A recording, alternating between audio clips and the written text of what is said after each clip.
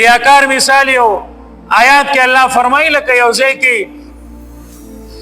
د شګو یو ډېرې دی او د شګو هغه ډېرې باندې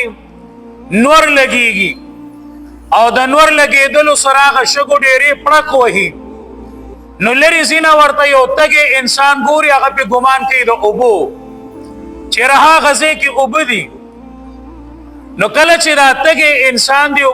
د دې شګو د ډېرې له نږدې ورشي چې د ده په ګمان دی د اوبو نو هلته ورشي هلته خو اوبه نه وي هلته خو د شګو ډېرې دی د لرې ځینه د توبه ښکاره کېدی نو دکه رنګ مثال د دې ریاکار دی چې دې دنیا کې ریاکارۍ سره عمل کوي حج کوي عمرې کوي قربانیانې کوي منځونه کوي تهجد کوي صله رحمي کوي ښېګړې کوي لیکن کله چې د دې انسان سترګې پټې شوې نو ثواب یې نشته برباد دی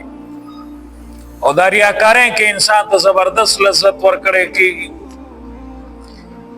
دا ریاکاري ډېرو خلقو ته مزینه ده بس عمل د ریاکارۍ دپاره قرباني د ریاکارۍ دپاره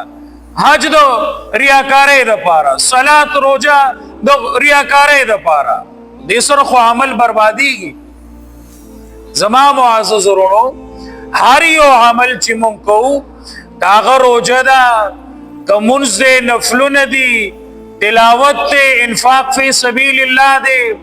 حج و عمره قربانیان هر څه صرف اور صرف د الله د رضا دپاره استاور کې ریاکاریو کا زما وروره دا عمل تا برباد کو ریاکارۍ نه انشاءالله ځان وساتو مونږ خو عمل د الله د رضا دپاره کوو بدله د الله نه غواړو نو چې الله دله بدله نه درکوي نو په هغه عمل باندې څه الله جل شانه دې زموږ په دې عملونو کې مونږ ته اخلاص پیدا کړي ځکه چې اخلاص سره عمل قبول دی اخلاص سره عمل قبول دی ریاکارۍ سره عمل بربادي